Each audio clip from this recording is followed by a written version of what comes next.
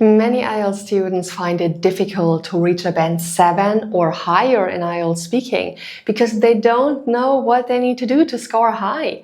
If you want to get a band 7 plus, this video is for you. I will show you how the IELTS speaking examiner scores your answers and what you need to do to get a band 7 plus.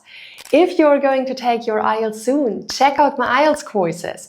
There I teach you everything you need to score high. I show you step by step how to give high scoring answers. And of course, we do many practice tests together, so you will feel confident for your test. You can find the link in the description box. And now let's get started. First, let me outline the speaking section. The entire test is only 11 to 14 minutes, but that feels like a long time when you're nervous.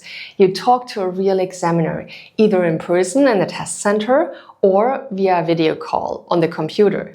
There are 3 parts to the section. Part 1 lasts about 4 to 5 minutes. Basically, you answer questions to introduce yourself and start talking about common topics. Part 2 is called the long turn. You are given a specific topic and a minute to prepare. Then you have to give a little speech that lasts a minute or 2. Finally, part 3 is another conversation in which the examiner asks you questions about the topic in part 2. So, what do you need to do to get a band 7 or higher? There is a guideline with 4 categories that the IELTS speaking examiner uses to mark your answers. The first category is called fluency and coherence. That's a fancy way to say that you speak logically without pauses. You can have some pauses when you think about your answer, but long gaps will lower your score. Plus, the ideas need to flow from one to the next in a logical way. We will come back to that later. The second category is lexical resources.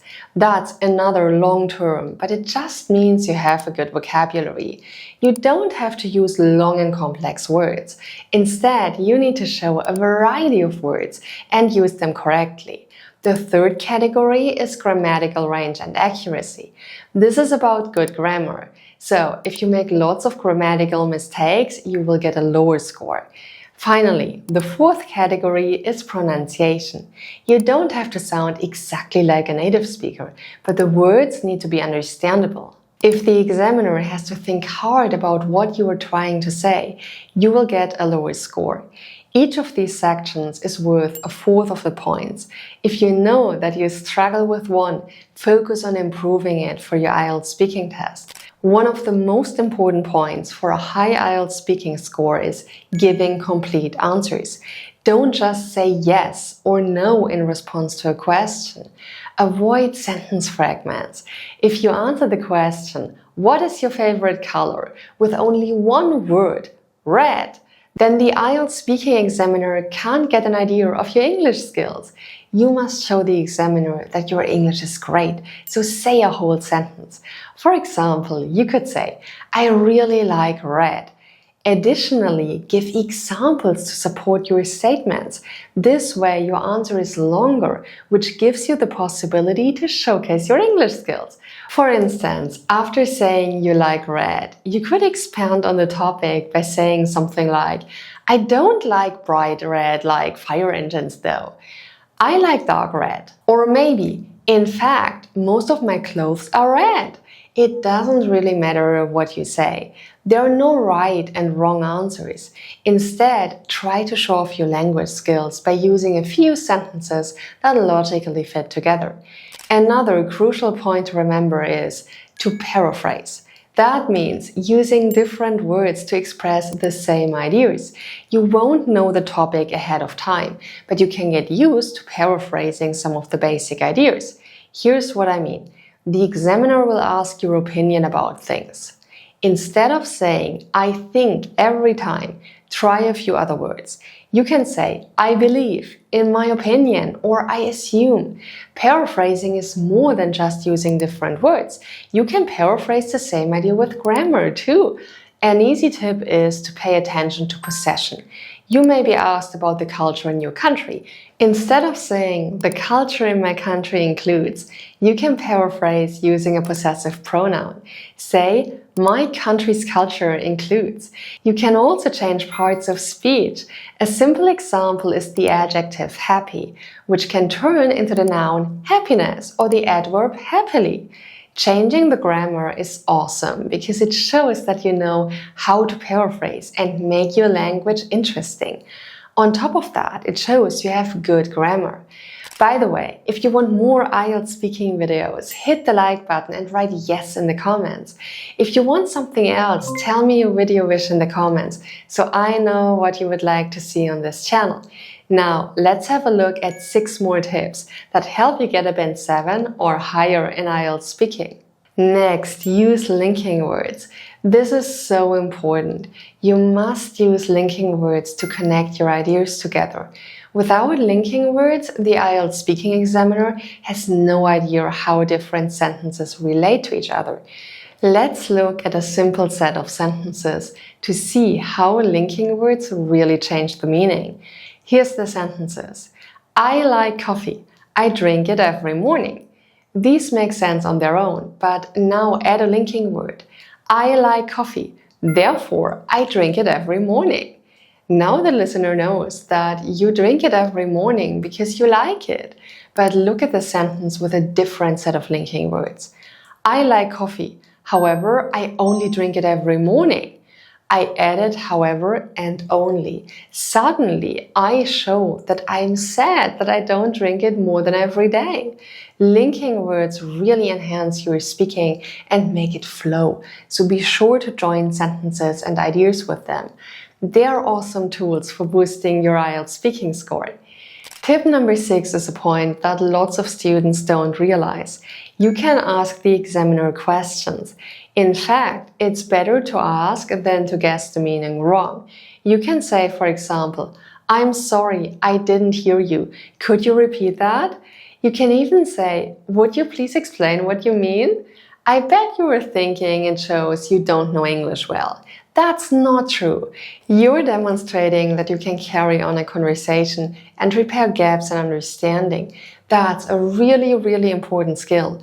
Of course, it's good if you understand the question the first time, but remember, if you don't understand, be sure to ask. Now, I'm sure you are worried about errors too. Everyone makes mistakes and you will be nervous. If you catch yourself making an error, go ahead and correct it. You don't have to correct every single mistake you make, but if there is a large pronunciation or grammar error, fix it. For example, I might make a pronunciation error. Excuse me, I meant pronunciation error. Correcting a mistake that way doesn't interfere with the flow of the conversation much. Additionally, it shows the IELTS examiner 3 things. First, you do know the correct way to say the word or form the grammar.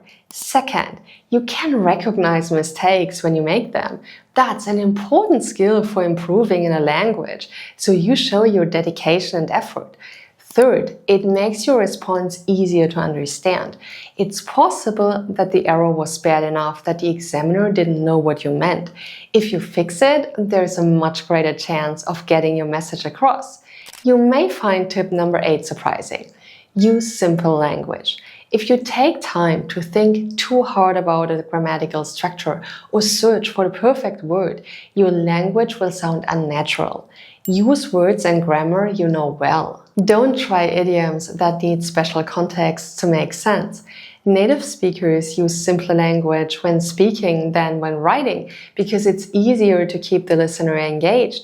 So don't worry about making long sentences with dozens of different clauses. Try showcasing verb tenses you know well instead. Make sure your pronouns agree with the nouns. Use an if clause to show possibility.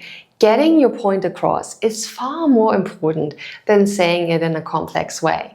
The next tip is really important but can be difficult to follow. I know, but it's crucial to do it.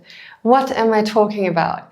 Lots of people look down when they're nervous. Don't do that on the IELTS speaking section. Look up and make eye contact with the examiner. Remember, this is like a real conversation. When you look up, your voice is easier to understand. It's louder and clearer. You can use hand motions too. Don't randomly wave your hands around though. Use them naturally to make your points. Like when you say big, you can make a big gesture. Gestures help in a few ways. They keep your pace natural. You add spoken emphasis at the places you add a gesture. Now, another super important tip is to practice speaking. You don't need a speaking partner to do this. Record yourself and listen. Try talking every day. The more you speak, the more natural your language will sound. And don't cheat on this and think about conversations and responses to questions. Say them aloud for real. That's it. That's how to boost your score to a band 7 or higher in IELTS speaking. I hope you liked this video. Don't forget to like, subscribe, and click the bell icon so you're notified when the next video comes out. Also, share this video with your friends so they can improve their IELTS score too. See you in the next video!